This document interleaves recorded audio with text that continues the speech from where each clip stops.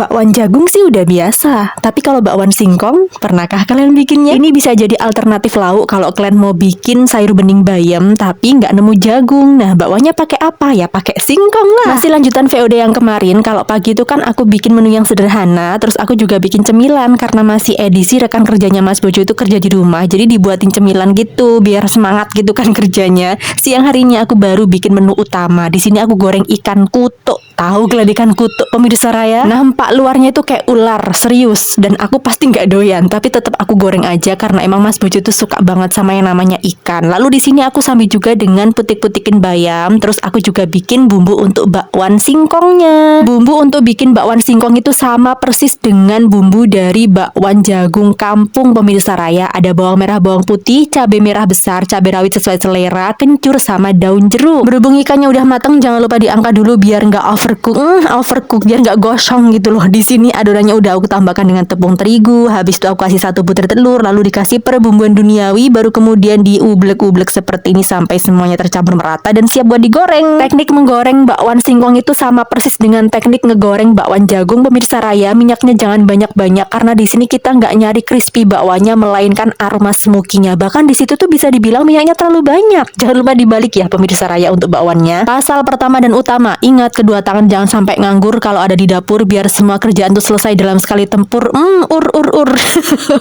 Aku pilih bikin bakwan singkong karena kemarin tuh aku nggak ke pasar belanjanya, ke warung sayur di mana udah nggak ada jagung. Jadi ya wis aku beli singkong dan jagung yang masih ada sisa 1 di kulkas itu aku kasih campuran untuk sayur beningnya. Nah, untuk minuman di siang harinya aku bikin es kelapa muda ala-ala Jawa kuno di mana gulanya itu pakai gula merah, makanya warnanya gitu, dan harusnya itu pakai degan ya atau kelapa muda. Tapi karena aku tuh malas beli, jadi ya wis pakai Nutrijel kelapa aja. Tapi airnya pakai air kelapa loh. Jadi masih ada lah aku modal-modal dikit untuk es kelapa muda jadulnya. Irisan bawang merah, bawang putih sama geprakan temu kunci udah dimasukkan. Kalau aku bikin sayur bening bayam itu selalu pakai temu kunci ya sekarang. Nah, buat yang lebih suka pakai kencur ya monggo, selera itu kan masing-masing ya. Tapi kalau boleh kasih tahu, pakai temu kunci itu aromanya beda banget, aromanya khas banget. Tapi memang nggak semua daerah itu tahu ada rempah Indonesia yang namanya temu kunci ya. Tunggu sebelah kanan kita pakai buat bikin sambal terasi, dan di sini untuk putikan bayamnya udah kita masukkan juga sama beberapa tangkai daun kemangi. Kemudian di sini aku juga ulek untuk sambal terasinya pemirsa Raya sampai lembut ya. Jangan lupa dikasih perbumbuan duniawi. Nah, udah siap itu lauknya. Kemudian di sini juga sayurnya udah mateng. Menu makan siang untuk Mas Bojo dan rekan kerjanya udah selesai.